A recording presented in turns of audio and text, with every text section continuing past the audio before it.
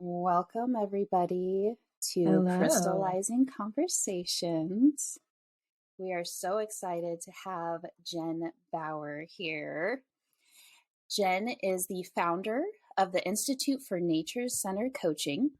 As a master wayfinder coach, Reiki master teacher, breathwork meditation healer, I'm going to try and pronounce this correctly, Ho'ola Loa energy realignment practitioner, and Equus coach, she recognized that in order to best serve her clients, she should integrate these modalities into a more holistic coaching practice. It was then that she developed the PECS, P-E-C-S-S coaching framework, which identifies the auric level where a client is stuck and applies the most appropriate tools. Pulling from her wide network of healers in various modalities, she brought together the supplemental tools and teachers that would serve to enhance and deepen a coach's practice. Jennifer is also the author of the book Nature Guides, Release and Reconnect Through Writing, and a public speaker. She resides in Orange County, California with her husband and super cute fur baby Tucker. She showed me a photo beforehand. I'm obsessed. Thank you so much for being here. He's a rescue mutt. He's everything. Oh, yay. He's so cute. Thank you so much for having me. I am so honored to have the opportunity to share just what I've learned and about animals and my favorite topics. So thank you, thank you, thank you. Of course. And Jen and I met just last month. Mm-hmm. We met at a one-day retreat that a friend of ours was having, and she happened to be there. It was a one-day retreat where we could network with other healers, like-minded people. And I feel like me and Jen hit it off right off the bat. Absolutely. We're both obsessed with animals. And she had this, I found it very profound. Jen is also a photographer. Did you do the photos for the book that we'll be talking about? Yes. Yeah. Okay. On my own so that Wow. ties into why. So she was at the retreat taking photos of each of the people to use for whatever they wanted to use. And I'm so awkward with photos. Rob even today, he's like, oh, because, I did my hair, put on makeup. He's like, you look so beautiful. Can I take a picture? And I'm like, I'm not good with photos. But Jen was taking a photo and she's like, well, what's your favorite animal? Because I was telling her how awkward I am. And I'm like, you know what? The lion. Well, why? What do you love about the lion? It's like, they're just so regal and courageous and just, they have this presence and this beautiful mane. And, I'm just going on and on about why I love lions. And she's like, well, that whatever qualities you see in your favorite animal is what already is within you. And it was just this profound aha moment for me of like, oh, wow. Oh, I never thought of myself that way. And I just thought that was so amazing. So that's how I met Jen. That was our first conversation. Well, and your energy and your natural beauty, just like you relaxed in that moment. And so I was able to capture the real you rather than I need to pose you. Right. And so it was just so beautiful to see you lean into that in that moment. And then I was like, yay, okay, click, click, click, click, click. Well, thank you for that. Because yes, most photos that I have of me, I'm like, oh, let's not. So yeah, that was really cool. So we like to ask each of our guests that come on if there is a particular crystal that they are drawn to. Yes. And I think this is lapis azurite, or is this lapis lazuli, but it reminds me of the earth. Oh yeah, that beautiful planet. Looks like it's actually azurite malachite. I was going to say chrysocolla malachite. Yeah. Okay. Yeah. But it's beautiful. Yeah, totally looks like. So the green in there is malachite, and the blue in there is chrysocolla. Oh, beautiful. And then what is the brown? It's a little hard to tell from the screen, but it's either the matrix stone that it grew around. It may have a little bit of cuprite in there as well, if it's got a reddish tint to it, which is another copper-based mineral. But they're all in the same family. They're all copper-based minerals, and they often will grow together. It totally looks like the earth. It really does. Oh, I love that. It's one of my favorites. I actually have my own little earth sphere. Twinning, oh my goodness. So mine is Mine is one of the very first spheres I ever bought for myself, and it is a desert jasper or polychrome jasper. It was one of the ones I was going to talk about for connecting with earth and animal energies, but it looks like the planet. This particular one, anyways. Absolutely. Wow. So That's amazing. if you're listening to this and you are unable to see this, you can check this out on YouTube and just watch this little clip. But we both have spheres that look like planets. How funny. Beautiful. That's so cool. And then I have to ask, because we're going to be talking about animals today, do you have a favorite animal? Can you choose one? I can't possibly choose. I work with so many of them. But recently it's probably horses and owls. With all the winds that we were having in the weather, I was walking my dog and found this, and it wanted to be picked up. And so it's an owl feather. That really resonated with me. I love owl medicine, and owl has shown up when I'm having like times of spiritual leveling up. And so that was it was a nice affirmation to find that. And then I worked with horses over the weekend, and I love working with horses. So I'm so excited to get into that as well. And Jillian, isn't the owl one of your animals? Yes. Yeah. It's one of my main, I would say, animal guides. Yeah. When I first started meditating as an early teen, the owl was the first one to show up and has been with me the entire time, and has a name and has a very specific attitude. And it's beautiful. Definitely a little tough love, but he's been there as long as I've remember, really. And even before I started actively meditating, feeling back, I was like, this presence has really always been with me. And whenever I go on nature walks, I almost always see an owl. It's pretty fantastic. That's amazing. And we actually on the one-day retreat wasn't owls like it was a theme that came through as well. Yeah, how funny. So I know we're going a little bit off our sheet here, but like, what does owl medicine, because I think a lot of our listeners, a lot of people who are spiritually inclined often will connect with owl medicine. So is there I guess, what in general does owl medicine typically represent if they're showing up for us? And are there different nuances from different cultures? I'm really curious.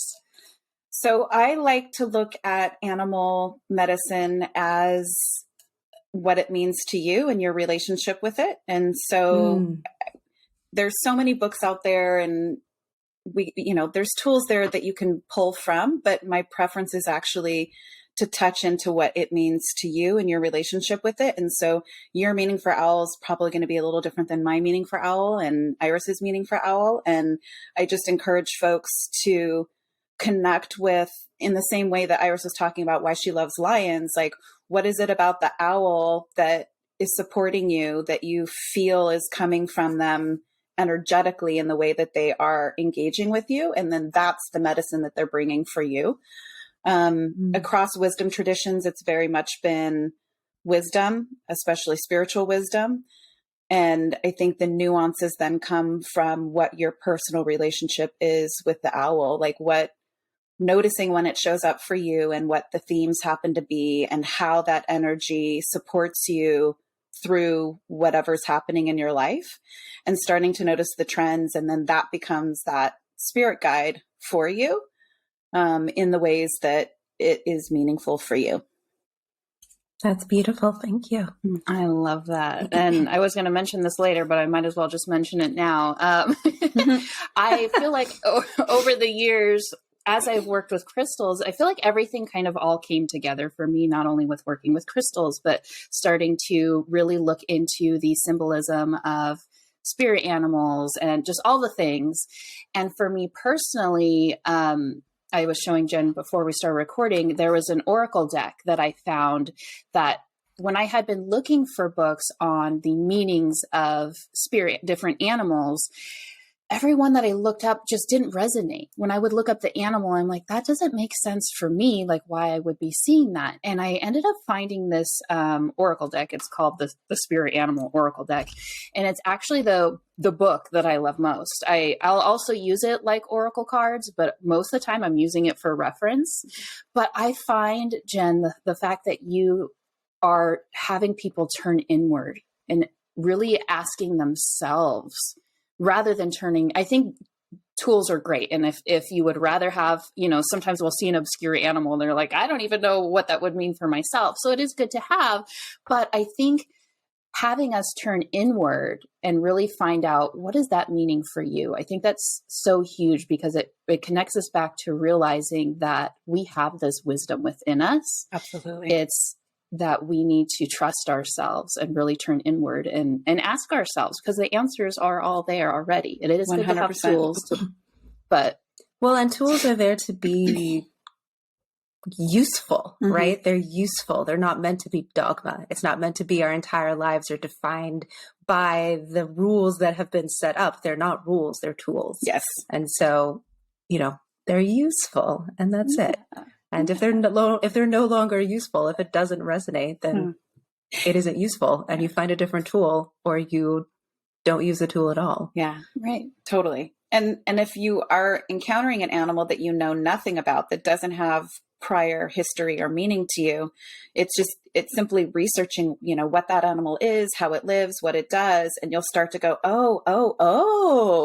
where you start to build and understand those connections. So I less like using the books that say this equals that, and more just learning about them and their characteristics and how they live and their habitats, and then tying in that correlation to yourself. I love that. That's happened amazing. To me recently, where the owl's always been there, and I had I participated in a ritual, in a shamanic ritual, and the cheetah came to me, and I had never interacted with the cheetah, and at least knowingly. And then the medicine woman I was working with, she was like, "Oh no, this cheetah has been with you since you've been very young, but you just haven't been aware, but she's like curled around you." And I know what a cheetah is. I know that it can run really fast. I know where its habitat is. But besides that, I didn't really know anything about cheetah medicine. And so when I started doing the research and looking up interesting facts about it and how it lives and how their societies are formed and what is dangerous to it and what helps them thrive, it was like, oh yeah, this actually really, this really resonates. Yeah. And so I think that is also a really fun, it's fun being able to not know and being able to discover instead of just being told. Yeah. Yes. Right. I think that's so true. Exactly. It was delightful and wondrous being able to find these parts of myself. Yeah. And you're developing a relationship through that research and that resonance and that diving deeper, which is beautiful. Yeah. I wanted to read out loud part of what you put in your bio on your website, because I thought it was so amazing. I feel like you are an expert in so many different things. And if anyone has a chance, please read Jen's bio. It's very inspiring. But you wrote, life coaching and energy work is not just a vocation. It's my lifestyle. I self-facilitate as much as I do so for clients, because these tools continually bring me back to myself, back to truth, and back to love and light.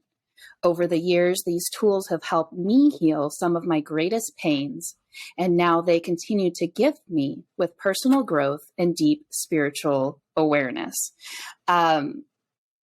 So beautiful. And I find, as we interview people, I'm realizing the same, not necessarily theme, but everyone has been through horrible things in their lives. And when they heal themselves, you start to become a light for other people, because they see, oh, you went through this and you were able to emerge beautifully from it. And then you go on to teach about it because people want to hear about it. And I just find it so amazing, because all of us have horrible things that happen to us. And I think remembering that when we're going through those hard times of so-and-so, or even ourselves, looking back to times that we had something bad happen and what it led to. And I just find that so beautiful. But I am curious, when it comes to animals, in connecting to nature. Can you tell us a little bit about your journey and finding our relation to them and connecting to the wisdom from ourselves, like how you've gone on this journey of working with animals to go within? Yeah. I don't even know where to start with that. But yes, as you were even reading back those words, I have such profound gratitude for the tools because of where they've brought me. And one instance in particular is why I'm an Equus coach. I was on my master Wayfinder coach retreat. So it was the end of training. We had this weekend retreat in North Carolina at this ranch. And our mentor and master teacher decided to facilitate Equus coaching for each one of us. And what I was working through at that point in time was anxiety around needing backup plans to backup plans to backup plans. And I'd operated as far as I could remember, is needing to control all the variables, needing to see around corners, needing to know as many steps out as I possibly could so that I could navigate and not be caught off guard. And what came out in the session with the horse, Smokey, was that it stemmed back to my mom's suicide. And so when I was 20 years old, my mom committed suicide. And the long and short of it is I, for about 15 years after that, believed I was the reason why she did. And so I carried this grief and this shame and this regret around with me like a heavy stone. And when that realization came to the surface, Smokey put his forehead against my heart chakra. And he started shaking and convulsing and stomping and yawning. And at the point in time, I didn't understand what was happening. And so I asked my teacher, said, is he having a seizure? Oh, no. And she said, no, he's showing you how to release trauma somatically.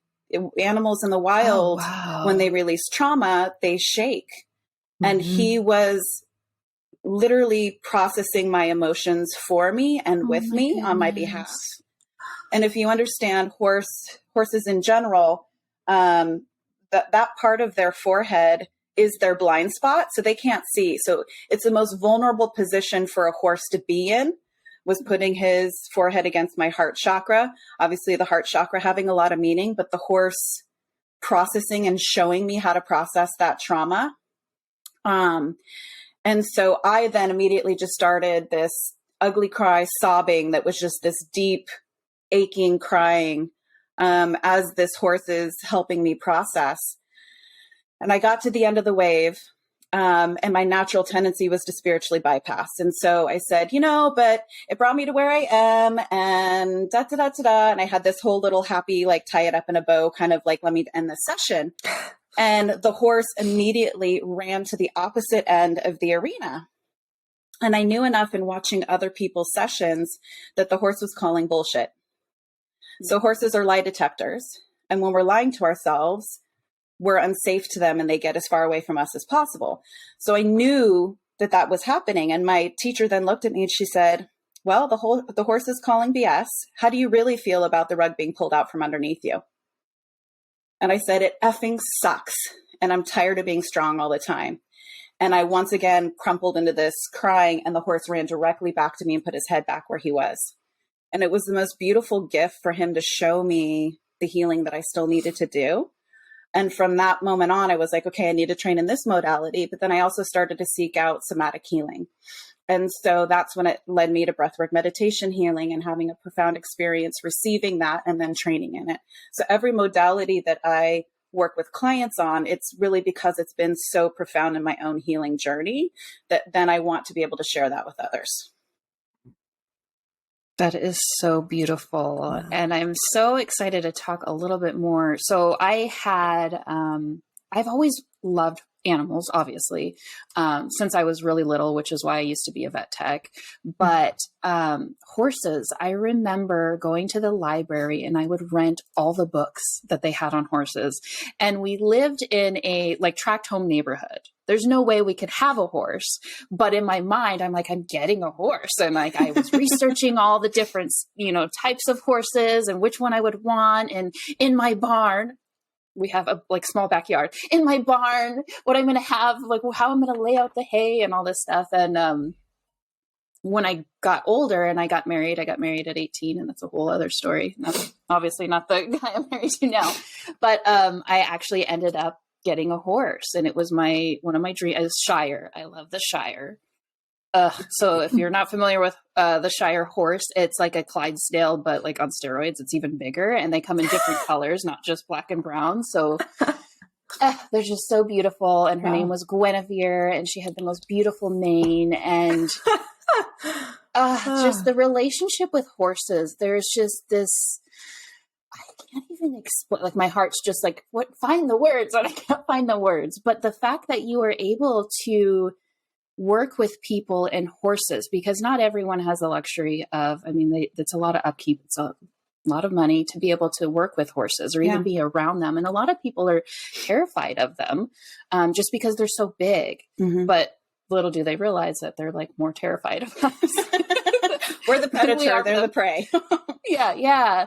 But so you're able to work with your clients and bring them in to work with horses, because you said, is it the horses that are nearby you? Is that the ones that you are able to work one-on-one with horses? Yes. When I'm working with clients, I bring them over to the Huntington Central Park Equestrian Center. There's a nonprofit that I work with. We bring inner city youth through, and we do an 8-week program with them. And so I'm one of the main facilitators with Free Rein Foundation in working with the horses there. And then the other aspect of what they do is they rescue horses that have been abused, neglected, or driven from their homes. So we get a lot of Mustangs in that have, people have taken over their lands and driven them out. And so the ones that we believe we can rescue, we do. And so the horses are amazing, and it's really horses healing humans, humans healing horses, and the way that organization's set up. And they've been gracious in allowing me to work with the horses that they have there at the rescue one-on-one with my clients in exchange for being one of the main facilitators that work with the kids that we bring through. So I feel really blessed to be able to have access to a number of horses. And then it's just kind of deciding based on what the client wants to work through, and me knowing the horses and their personalities, what ones might be a good fit for them and what their intentions are for the session. And it allows me the ability to work with them without the financial responsibility. Yeah. Right.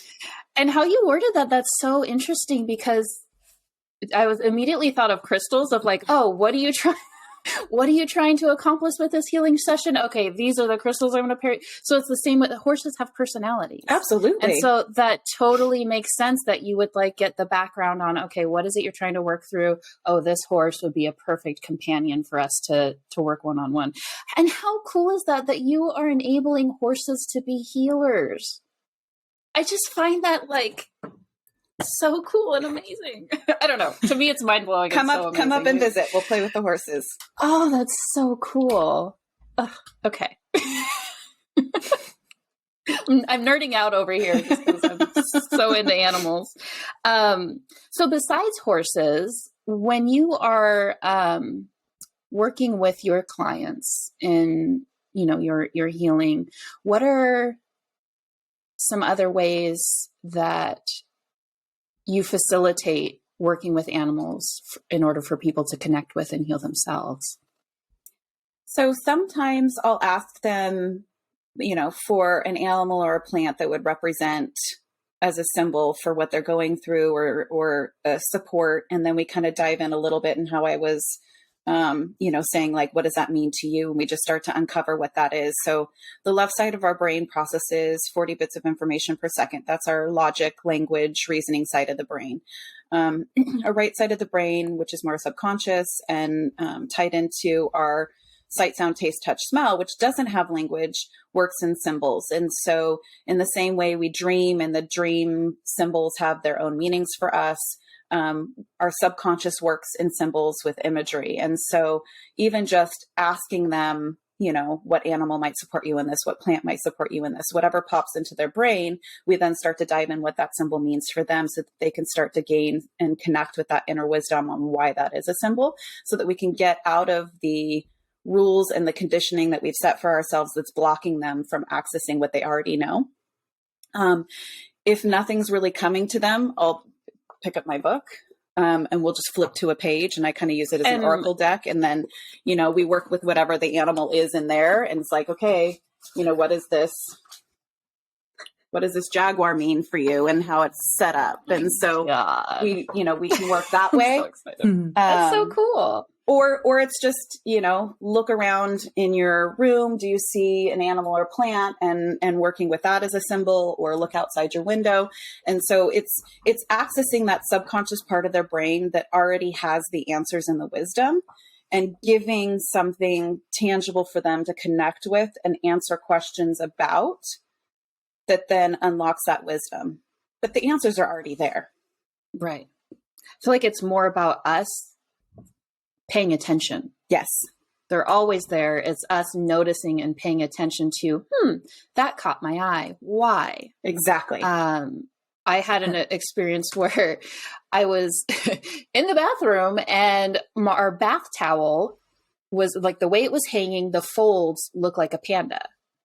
And I was like, but I was like trying to be more, at the time, more conscious of, when you notice something, look it up. And I couldn't tell you now what it was, what at the time the meaning was for me, but it was just so spot on. So just these little, you know, tiny things that seem insignificant, taking the time to sit and process. Yep. Yeah. That's so cool. Yeah. And if folks are looking for ways to understand that, just start getting curious about it. Notice how you would describe it. Like, what are the adjectives that you would use to describe it? And there's layers of metaphor in those adjectives, because of the words that you're choosing. And that's where you start connecting both halves of the brain, and you start allowing that language to come in to give it meaning, by getting curious. Like, what does this represent for me? What does this represent in the world? How is it here to help me? What are the adjectives that I would use to describe it? All of those are clues to start to unlock that wisdom.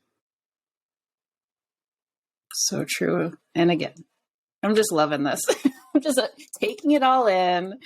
Now, you showed the book just for a second, and I kind of want to talk to you about it if Sure. you can.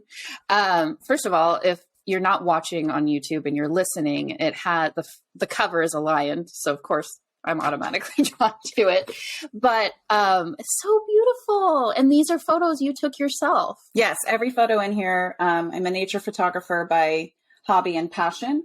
And so it's all my own photography. And then I paired it with journal prompts and just some animal wisdom based on each of the animals that are in there, to help kind of get the juices flowing so people can start to access that. That lion looks so happy. Right? He's so satisfied. Yeah, right? He's scratching his head. I mean, each one of them has a memory for me because I remember what was going on when I was taking the photo. But he was just kind of using that bush to just scratch his head right there. And you know that he was like, oh yeah, right there. That's the spot. Yeah. Satisfied. I have to say, most of our listeners by now know that I'm working on an encyclopedia for crystal formations, but I started a book prior to that, which is just on the surface markings of crystals, because there's so many different things that go on. So I was starting a book, but I've already have it laid out. I kind of put that one on pause because I want to do the encyclopedia first, but it's literally how your book for this book is laid out. It's a photography book. So I worked with a photographer and getting multiple images of these surface markings and then pairing it with journal prompts and what these surface marks, so people can just have it as a coffee table book because it's beautiful, or they can like look through and be like, well, what does this mean for me? So when I read that about your book, I'm like, oh my gosh, wow. Talk about synchronicity. Yeah. So cool. That is awesome. The parallels. Yeah. Love it. So I know one of the courses, because we're, talking about different animals, one of the the main things I noticed in the course that you teach is you have an entire program on the sea turtle and its life cycle and what it represents. I would really love to know a bit more about the sea turtle and like its significance to you and your inclusion in it as like a main part of your program. I'm really curious about that. Oh yeah. I brought my little sea turtle here on my desk. And so, so cute. He's got a necklace even. yeah, the beads, all the stones. So I adorn my sea turtles. So aside from representing the divine feminine, and the reason for that is if you look at the sea turtle shell here, and for folks that are not seeing on YouTube, this part of the shell, that's the top part, there's 13 pieces and there's 28 on the edge. And so it represents the moon cycles, women's moon cycle, and the divine feminine, and tapping into that wisdom there. But really the class, I mean, aside from that, is focused on using the framework of a sea turtle's life cycle to understand where people are in their own personal journey. And so the first phase of that is the nesting phase. And that's usually caused by some sort of change catalyst moment. So some sort of change in identity, something that happens, you become a mother, you lose a child, you get divorced, you get married, you change careers. Those are the big items. But it's when you start to notice that your role is no longer what it was, but you don't necessarily know what that next role is, what that next identity is. And that's the nesting phase. So that's the very first phase. And so when we're working with clients, we never want to push them past that because they just don't know yet. They need to have that space to go inward and to nest, to curl up in a blanket, to grieve the loss of the old identity without forcing that new identity to be present yet. And so it's giving space for just that way of, when you think of a nest, whether it's a bird nest or a sea turtle nest, it's that safe space to just be. And then we start to get a little inkling of ideas. And then we move into phase 2, which is the incubation. And that's when we start to dream about what that next vision might be, what that next career step might be, what that next phase of our identity might be. And that's that incubation phase. And then when we start to want to bring that external, so we've mapped it out in our minds, we have an idea of how we want to present it to the world, then we call that the next phase is the hatching. That's the breaking out of that internal shell and starting to hatch that idea out into the world. Maybe we share it with a few of our friends. We start to post a few things. We start to create a website. We really start to bring that forward in that hatching phase. And then when we really want to embrace that next chapter, that next identity, there's a moment of surrender that happens. And so if you think about a sea turtle, it's in that nest, goes through that incubation for 30 to 45 days. And then all these little sea turtles start hatching from their nest. And they have this really long journey down to the ocean. I mean, if you look at a sea turtle, it's, 2 or 3 inches. He's got these little paws. Have you ever seen sea turtles running from a nest to the ocean? So but it's all these little steps. And it feels like this really long journey, like whatever, if we're creating a new career for ourselves, I'll just use that as an example. We're like, oh my God, there's 5,000 gazillion things I need to do before I can really make this a viable career. And that sounds really hard and it sounds really overwhelming. And if we look at that whole journey as a whole, it is overwhelming. But in that hatching phase, if we take one tiny little sea turtle step at a time, just the step that's right in front of us, we deal with all of the hurdles, all of the testing and adjusting, all of those little phases before we get to the ocean. And the ocean's that final destination. And so it's kind of giving grace for that period of that hero's journey that it takes the sea turtle on to get all the way to the ocean. And then when he gets to the ocean, there's these giant waves in comparison. They look like tidal waves, but the sea turtle totally just embraces it, just surrenders into that force, knowing that that's its home, knowing that that's where it's intended to be, knowing that that is where the life force will come for them to be able to thrive. It's where it's going to get its food. It's where it's going to be the most fulfilled, and it's going to flow. Like a sea turtle on land is just awkward, but a sea turtle in the ocean is this graceful, beautiful animal. And so there's this moment of surrender where it's just like, I trust that this new identity is where I'm supposed to be. And it takes that moment of faith and that moment of release of control to go into that ocean environment. And then it's in flow, and then it's just floating and allowing, nature to provide for it. And so when I look at the sea turtle life cycle, I see that this is how we operate in our lives. And from a coaching model, when we're training coaches, it's to help them identify, where is my client in this phase? So I'm not pushing them past where they're supposed to be. And so that I know what tools will support them in these different phases. So in the hatchling phase, there's going to be a lot of test and adjust. There's going to be a lot of, making some mistakes because you just don't know what you don't know yet. And so how do you support them in their willingness to fail in order to succeed? How do you help them through their limiting beliefs of, I can't do this, I'm not the person who's supposed to do this, this is too hard? Like, how do you help them in that from dissolving those limiting beliefs? Some people who are used to believing that everything has to be hard, that fourth phase of flow is actually challenging because they don't know how to let things be easy. And so it's helping them dissolve those old habits of, I have to work for what I want, rather than giving in to following that river and following the flow of the current in the ocean. If it's in that nesting phase, it's how do you just provide safe space for the crumbling down and the dissolving of where they are, that dissolving of that old identity that no longer fits. And in the incubation, it's okay, how do we get really curious? How do we start mapping out what you want? And ideating all the different ways that you can go with this new canvas that you have that's completely blank, and starting to identify what are the things that are going to help light that person up, that really resonates with them, so that they can start to form that path forward. And so that's where we use the sea turtle as a model and a framework for coaches to support their clients. I'm just sitting here so amazed. I'm like taking notes, writing everything down, but I'm sure Jillian and I are both thinking the same thing of like, these are all the steps when it came to the podcast that each of us went through individually and together. Mm-hmm. Like the nesting phase and the, allowing the falling away pretty much of what we were. Mm-hmm. To evolve. And like literally every single one of those steps, I'm like, oh, I wish we had you at the nesting phase.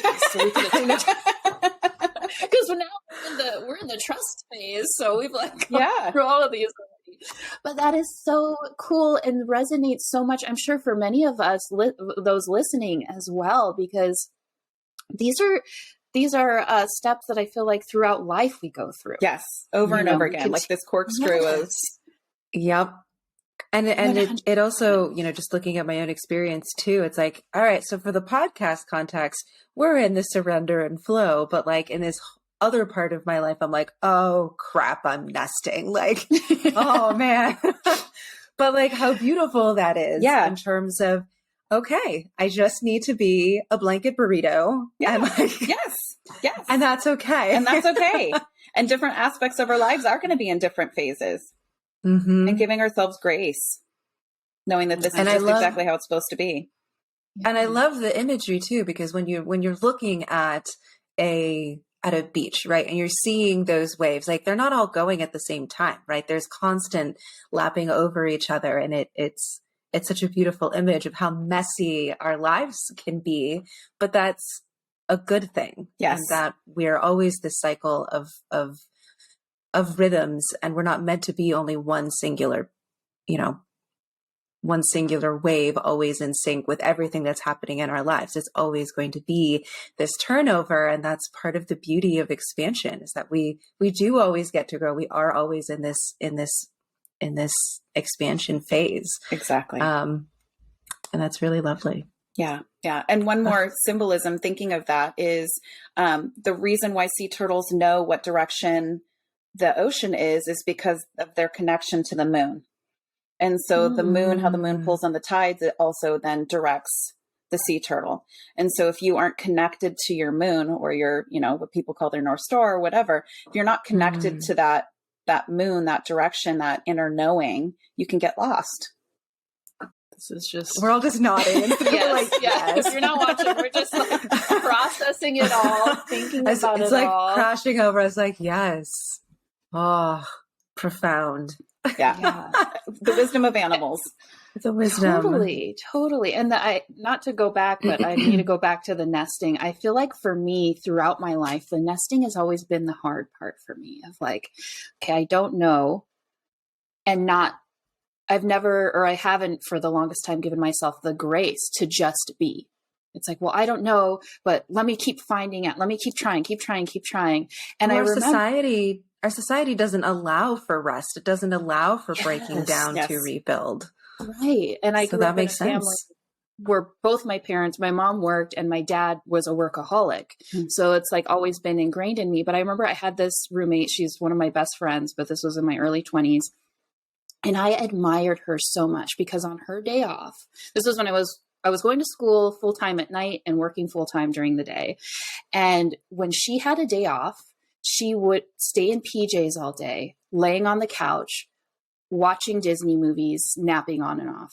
And I would look at her and be like, that's amazing. I wish I could do that. But I never allowed myself because it's like, nope, you gotta, and now I'm allowing myself to just be. I feel like it's still something that I need to work on, but I think it's something that's so important. And I'm glad we're bringing it to light because give yourself permission. Mm-hmm. Give yourself permission to not know and to just be it. And it's so important. I feel like it's those times when there's a quote in it's one of my oracle cards. And I don't remember which deck it's in, but it's, she rests to create. Yes, exactly. You can't bring about the incubation period of that ideation if you don't give yourself permission to just be. And so some people get stuck in that nesting phase and never break out because they're frenetically trying to fill their time and their space that blocks them from access to the creativity that needs space. Yeah. Mm-hmm. That's such a good point. I never even thought of that, of being stuck in the nesting because you're forcing so much. It just never quite happens. Mm-hmm. And I think I feel like there's two traps there, right? Because there's this sense of, I have to be productive to have worth. Yes. That I have to be productive in order to be worthy of the things that I want, in order to be a member of society that is worth being alive, honestly.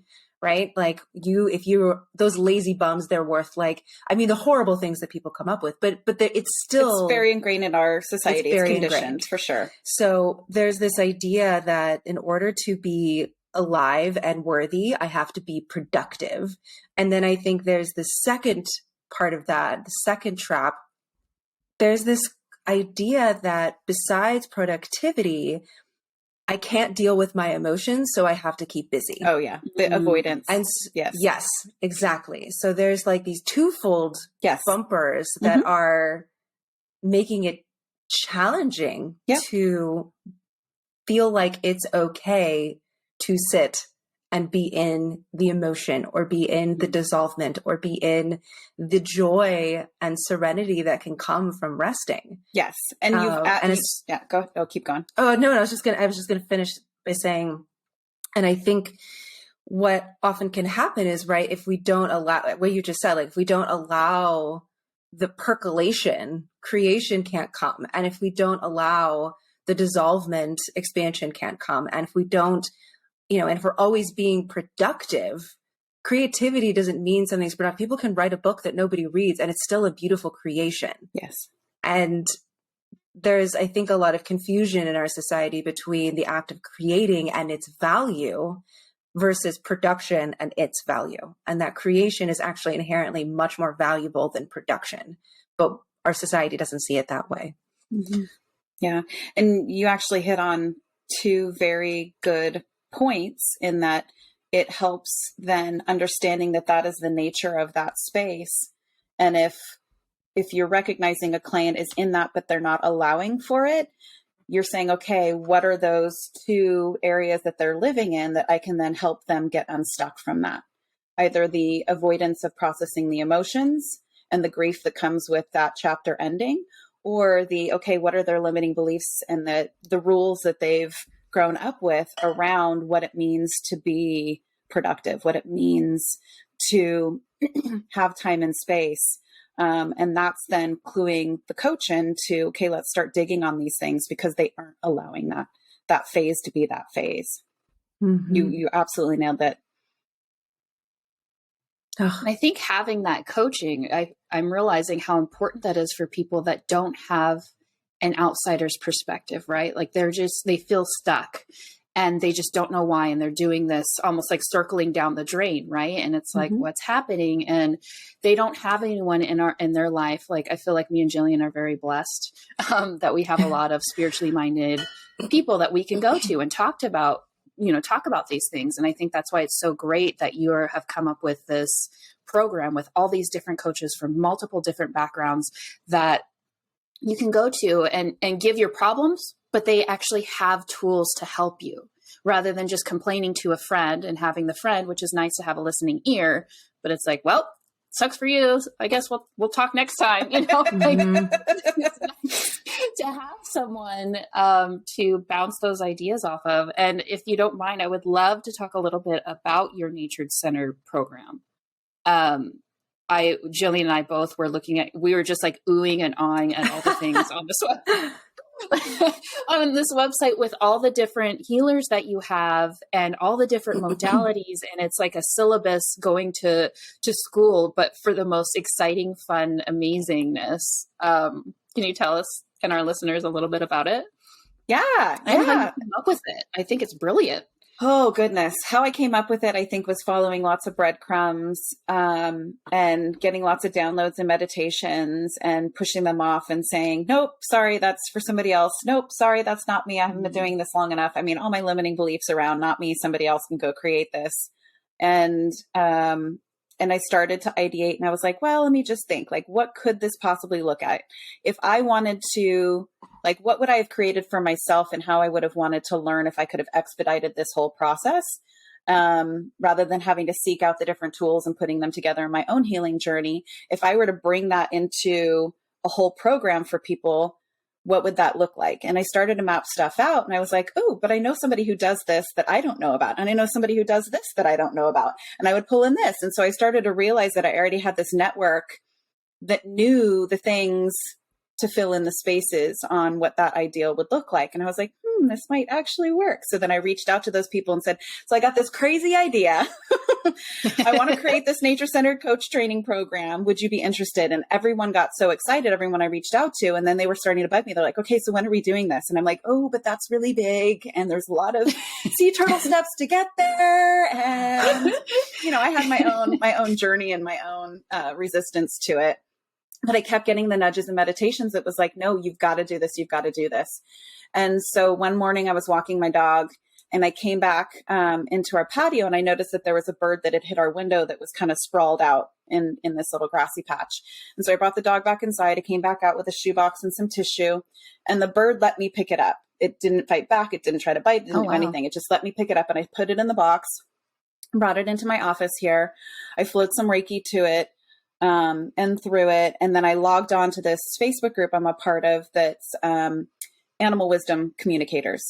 And so I logged in and would send a picture like, hey, I don't know what this bird needs. Do I need to take it to a vet? Like, what do I do for this? If you can connect with a bird, is it just stunned? Is it broken wing? Is it broken leg? Like, what's going on with the bird? If you can communicate, that would be great. And then I logged out, went about my day. I would like flow some Reiki and then go back. And about 20 minutes later, the bird flew up and landed on my arm. And I was like, oh, hello there. Wild bird. That's crazy. For a wild bird, that's crazy. And then it started flying around my room. And I'm like, okay, well, you're obviously okay. So I opened up my window and he flew out, or she, don't know. Closed the window, logged back into the group because I didn't want people to have to do unnecessary work. The bird's fine. And I saw this response from this woman who had connected with the bird. And she said, this really big thing that you're afraid to do, the bird is there as a messenger to let you know, take the leap and fly. Mm. And that's when I was like, okay, I just gotta, I just gotta surrender into it and just build it.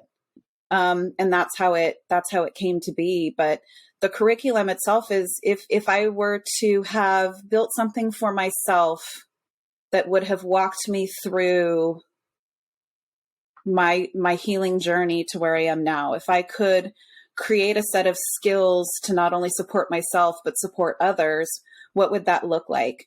Because what I realized in all the trainings, there was no one modality that did it all. It was like, I could learn to move energy for people and I could help them heal their bodies. But if they didn't change the root of why they were sick, if they didn't make those lifestyle changes, they'd get sick again. And so that's where it was like, okay, thought work comes into play. And so I started to build out, and these dots started to connect. And what the PECS really was, is we have to work on our blocks across the physical, the emotional, the conscious, the subconscious, and the spiritual. And so we're usually blocked in multiple places. Like, you can do the same thought work and realize, okay, we've been working on the same theme for years now. It's probably because it's lodged energetically in my body because I've been thinking it for so long. Or I've got this passed through my DNA because I have a whole family that has this trauma. And we continue to perpetuate it. And so really what it is, it's laying out across the PECS for the students. Here's a whole bunch of modalities that help in the physical. Here's a bunch of modalities that help with the emotional processing. Here's a bunch of modalities that help with the conscious processing. Here's how we work with the subconscious, and start to identify the blocks there. And now here's some spiritual tools. And so, everyone's got things that'll resonate with them. And so I wanted to give the students enough breadth for them to go, okay, I want to take a little bit of this. I want to take a little bit of this. I want to take a little bit of this. And I want to integrate it with my own gifts, with my own uniqueness that I'm bringing into the world. And then that becomes the offering that I present out. And so I've trained in all these things. And now this is my special sauce that I integrate together. And this is what I offer up to the world. And so that's the vision behind it. And it's 11 months. It's weekly classes. There's online training. So it's a mixture of videos, audios, reading materials, worksheets. And then they come to the live class. And then the live class, it's clarifying, answering questions, and then practicing the tool with the expert there to give feedback, to guide, to redirect as they need to. And then we have a 2-day retreat at the end. That is so amazing. I feel like Jillian, this is for both of us. When we started the podcast, my vision for the podcast was because of that very same reason. Like, crystals have been such a huge part of my life, but it hasn't just been crystals. It's been spirit guides. It's been, healing my childhood wounds. It's been all these things that have come together to help me on my own personal journey, which is why I wanted to do the podcast. And I'm pretty sure Jillian as well is like, we know it's more. Crystals are amazing and we're incorporating them every little second we can, but it's all these things that come together. So 100% agree on that. And I think this is beautiful and amazing that you're doing this, and that congratulations for putting your faith in yourself to do it, because a lot of times we get these big ideas and we're too fearful. Like you said, that's how I feel about crystal formations. Like, who am I to do this? Why am I the one that's supposed to do this? But so far, no one else is really doing it. So the universe keeps poking at me and I'm like, fine, okay, I'll do it. Exactly. And it's learning to, have that faith in yourself. So you deserve a big high five. Thank you for following your gut and your intuition and knowing that this was the right thing to do. And I think it will help a lot of people. Yeah. It sounds amazing. And everyone needs to go look it up. It's naturecenteredcoaching.com. Thank you. We'll link it in the show notes. So there's kind of like there's a couple offerings here, right? Because there's the actual 11-month school, shall we say. Yeah. When does that start? In September. It's around the fall. Okay. So September 2023. So for those of you listening, years from now, you can, but it's great because if there's something that's really resonating, it gives you plenty of time to talk to the universe and be like, hey, I want to make this investment because this is the way that I need to grow. So for all of you human design emotional authorities, you've got plenty of time to feel into it. Exactly. So September, so that's amazing. And then for those who are like, I really resonate with everything that you're saying. I really want to do this work, but I know my path is not to be a coach in that way. What are ways that people can work with you when, just one-on-one? Yeah. I do both businesses. And so Jen Bauer Healing is my one-on-one work supporting folks as a coach and as an energy healer. And then Nature Center Coaching is if you want to train to learn to facilitate the different tools. That's beautiful. Cool. And if you're located in Southern California, then you can potentially also do the Equus therapy as well. Yeah. Or if you want to come visit, we'll go play with the visit. Yeah, Jillian, you should fly down and we'll go together. My mom's in Long Beach, so I'm basically, that's where I grew up. So, well, I love that you've got so many options. And this is the first time you've done this school too, right? So this is like, birthed it in 2020 and we have our third cohort going through now. Wow. I didn't realize. Yeah. And the feedback from the students has been that it's been a transformational journey for them, that even if they decide not to go the coaching route, it has given them their own tools and they've done their own healing transformation over the 11 months. Because think about it, when you come to class and you're practicing on your real stuff. And so you're learning to healing and learning. Yes. And then you're also receiving it with your peers. And so you're going through each one of the tools and you have your own journey that's going through that at each auric layer. So I love that. That actually happened. You met my friend Brittany at that one-day retreat, but she did a retreat where I helped facilitate with crystals. And basically for each workshop, I was kind of like we do in the podcast, but for each workshop, I would pair crystals to help with that. But it was so interesting because Brittany allowed each of the facilitators, whoever was there that wanted to come to all the courses, just come and spend the day.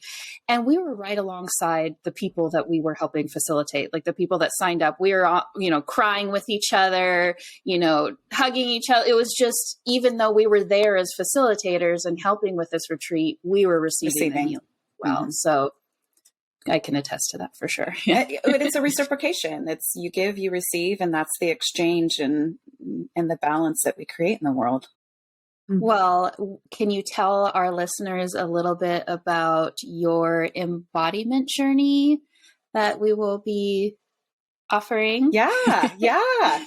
So I'm going to provide more structured process to working with animals and plants as messengers. And so there's a tool that we use called What Would Nature Do? And it is where you pose your problem that you're stuck on to a plant or an animal. And then you ask that animal or plant what they would do if they were you. And it's amazing the answers that come and the insight that arises from that. And then there's another one that's a little bit deeper, a little bit more steps, and that's animals and plants as messengers. And it's similar to how I spoke before and referred to, like what would be the descriptions that you would use? How, what is its purpose in the world? What is its purpose in your life? What messages does it have for you? And it's done as a deeper meditation or a journal exercise. And so I'll provide those processes for you. It's a class that we teach at INCC. Awesome. And I figured since we talked about sea turtles, we'll throw in the sea turtle life cycle as well. Yay. So cool. And then just is the What Would Nature Do? Is that what we did in our pre-call? Yes. It's what you did with me with the pine cone. Do you want to play with it here? Sure. We don't have to? No. Let's do it. This will be fun. Hey, listeners, this is going to get real awkward real fast. Let's do it. Oh my goodness. Yes, it is the one we played with in the pre-call. All right. Well, I was just going to say that we did this we experimented with this in our pre-call, and it was definitely had like pine cones burning and like but it was really helpful. I had a question and I was feeling really confused, and like it was very profound and helpful. So I was just going to say that, but we can do it on the air too. But I don't know. Iris, you were the guinea pig with the last one, Jillian. You might want to take a step back if you don't want to be on the hot seat again, or the love seat. If Iris wants to do it, I get the live hot seat. Okay. Yeah, we'll call it the love seat. Yeah, the love seat. I like that better. It was funny because before this, I was like, well, what question? And right now, I feel like, especially going to the retreat and stuff, I'm like, I already feel like I'm in flow. I don't have, but I'm sure I could. Let me think of something.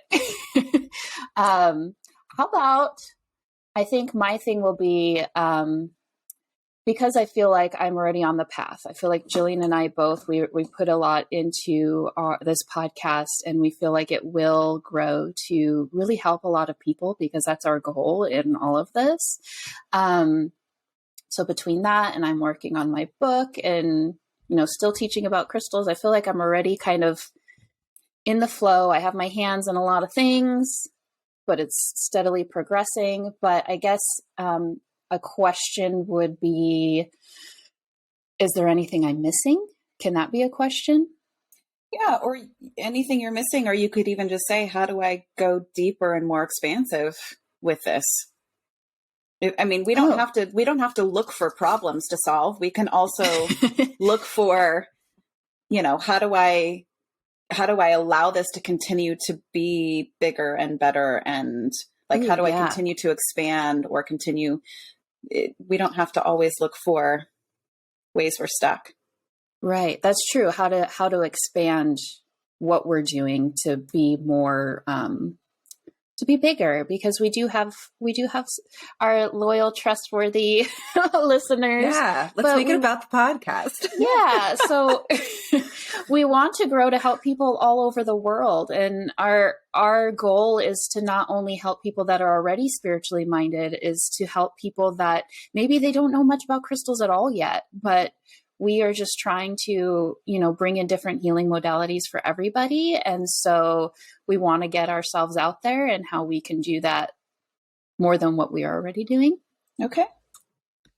So I'm hearing, how can I expand the podcast? How can we grow to help all people all over the world?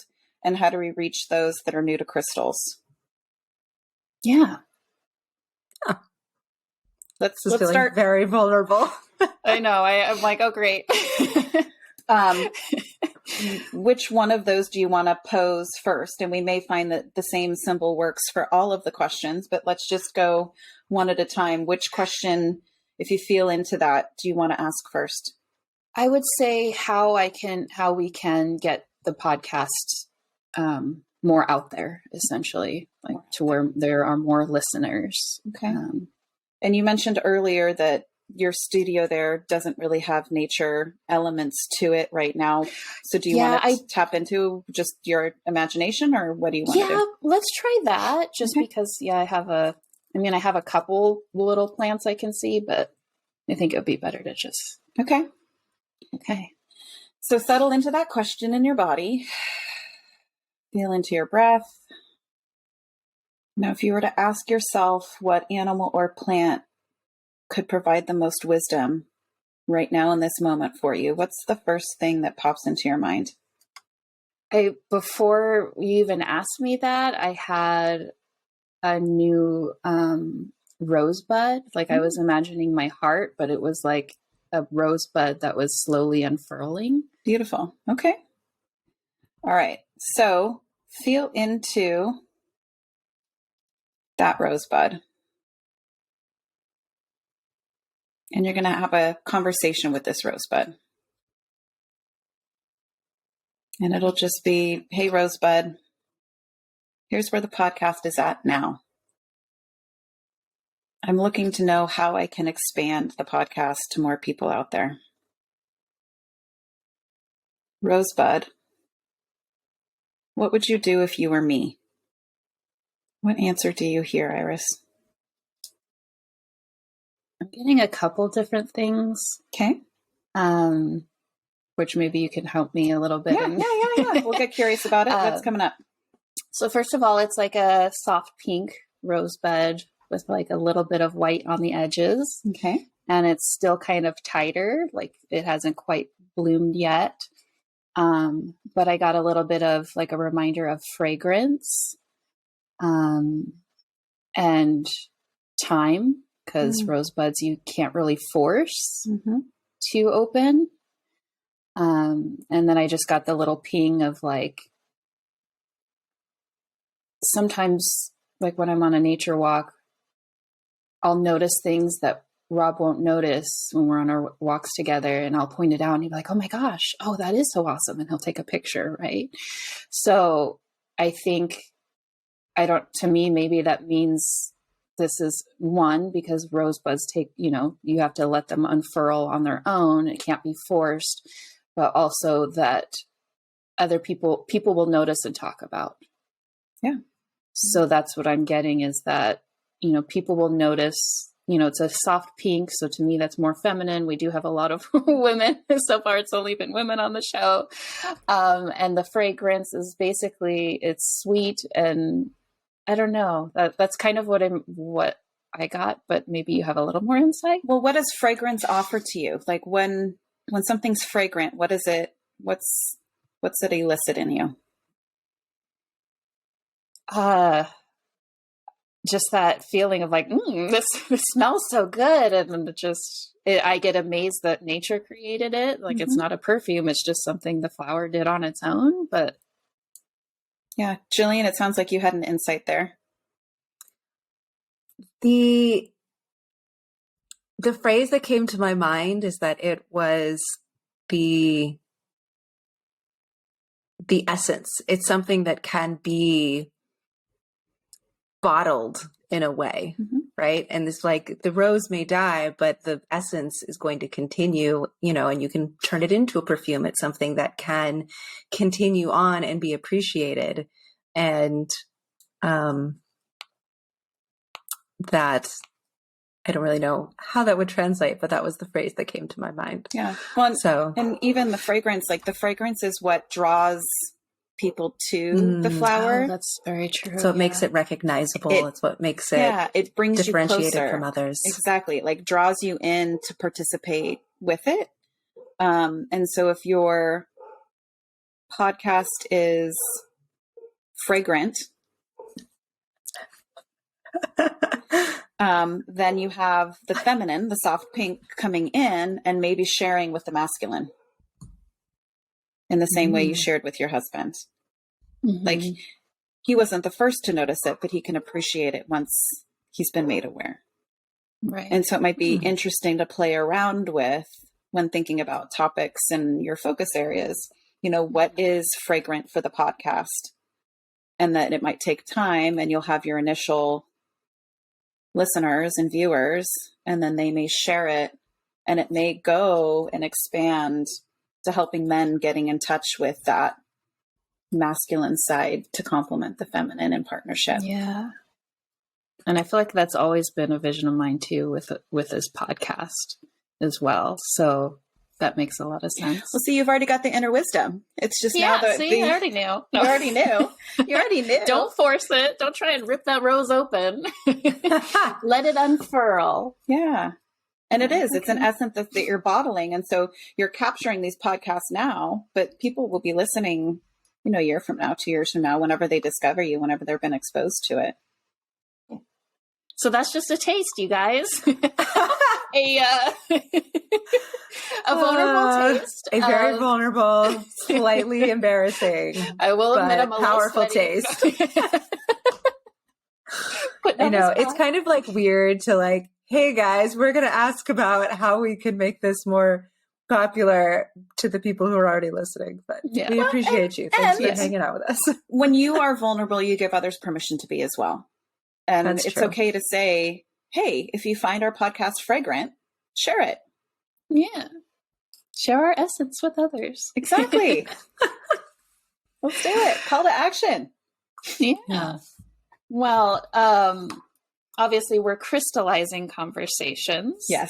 So we would like to, on this topic, let our listeners know which crystal recommendations Jillian and I have put together to help us connect to nature and to animals as guides and tapping into our own wisdom with that. Jillian, would you like to go first? Sure.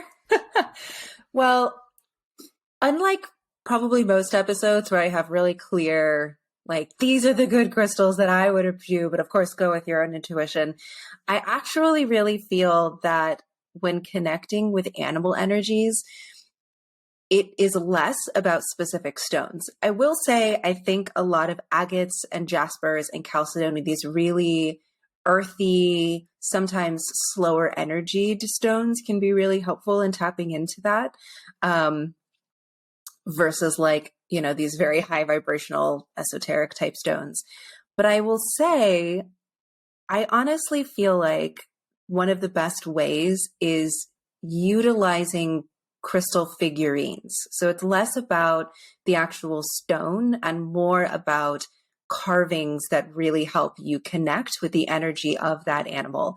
And if it's in a stone that really does help you, you know, that like resonates energetically with what that stone, with what that animal represents to you, and the stone property and the animal property are in alignment, then I think that's really beautiful. So for instance, if you really resonate with, let's say, leopard energy, and the, you know, leopard jasper is like the thing that really you're like, yes, this makes me think of leopards and it makes me happy and I feel connected to it, then perfect. I do have like a few like figurines just as examples, but I mean, they really can come in any stone. People are carving everything nowadays. So this is a clear quartz elephant that I have here. That's very sweet. This was actually like one of the first things I bought when I first started. Cause I also really love butterfly energy. And so I have this labradorite butterfly that has like beautiful flashes, and, this was actually kind of sad. So this was one of like my favorite pieces, and it broke when we were moving, but I didn't have the heart to give it away. And it was a fluorite owl. Oh, wow. I'm gonna mend it, but I just haven't gotten around to it yet. But this is one of my favorite pieces. It was on my altar, and it broke during our move. But especially for me, fluorite is a stone. It's a brow chakra stone. It helps with intuitive abilities. It also helps with learning and focus and wisdom. And so finding an owl carving in fluorite was really resonant for me. So I think that's the main thing I would really recommend is if there's an animal that you are really called towards, getting a carving of that animal, you know, for your space, or if you feel like you need help connecting, or just as like a delightful reminder. I'll be honest, my office is completely full of owl imagery. Like I've literally, like this entire section off screen, you can't see. I've got like 5 different owl things. So that's what I would recommend. On the other hand, like I said, I think jaspers and agates are both really great. This is a desert jasper. This one has a lot of blue, but it really comes in all colors. Its secondary name is polychrome.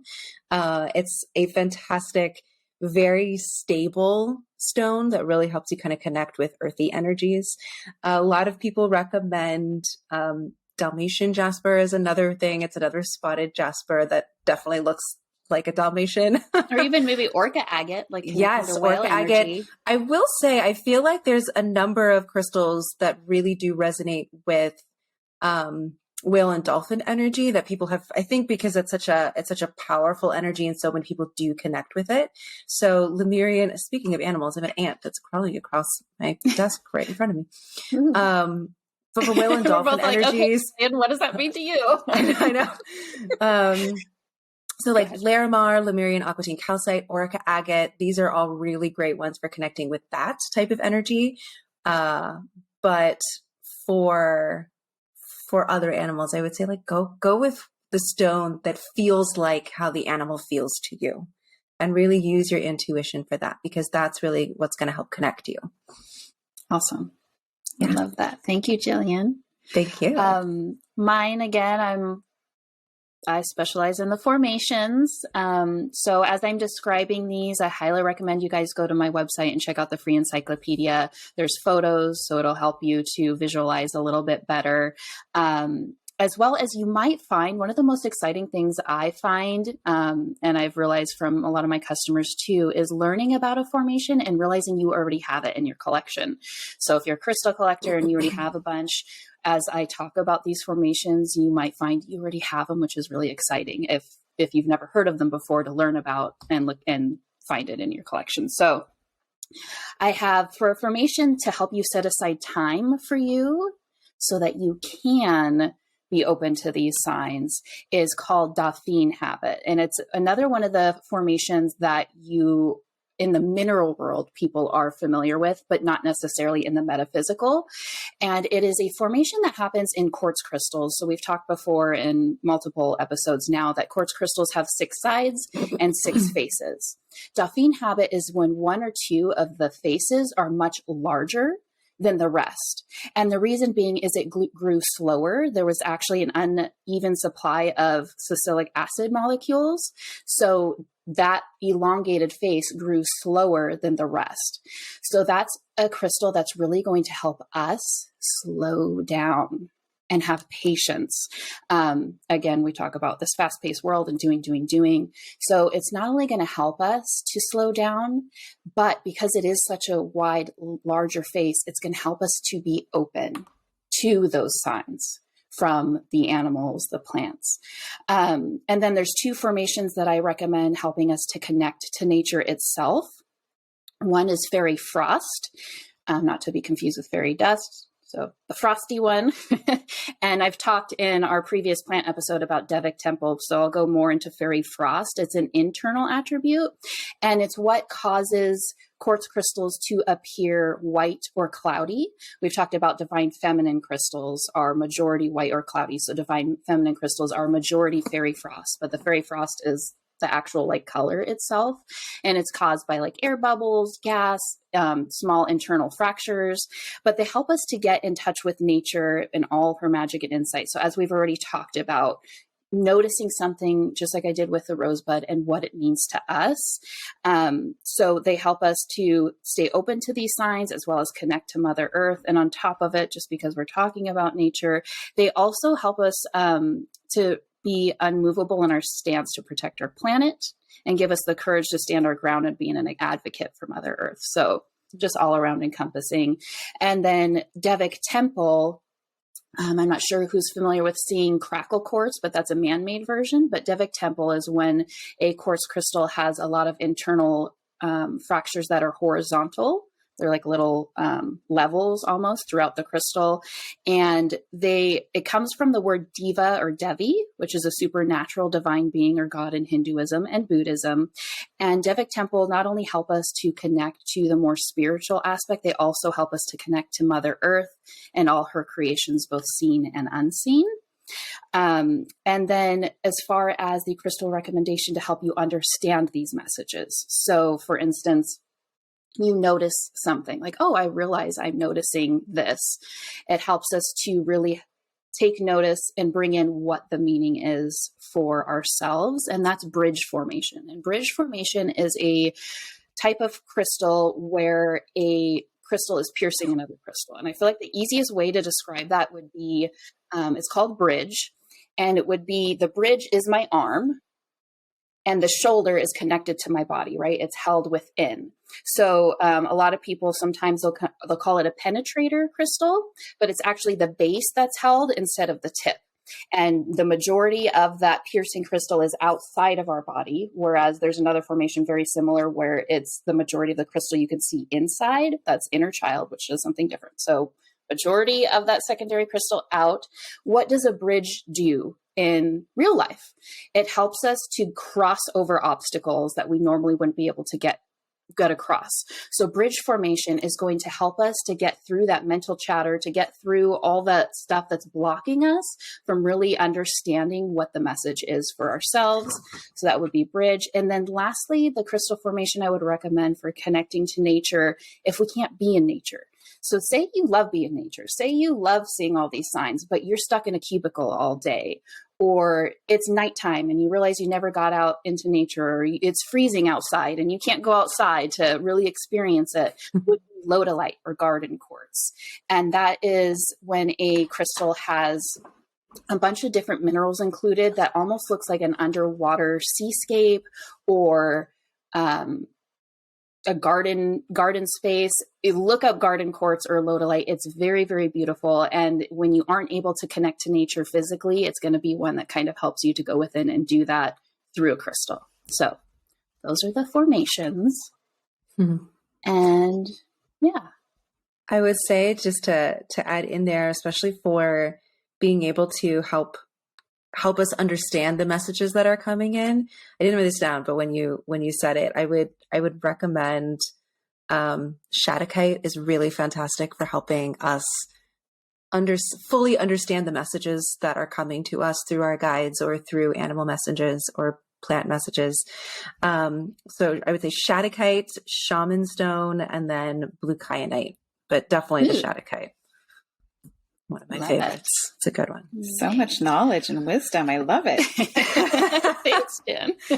Thank you. Same. Thank you. Yeah, we are so honored to have you on, and we're so excited because we are going to have Jen on again because she is full of so much knowledge, and we can't wait to pick her brain some more.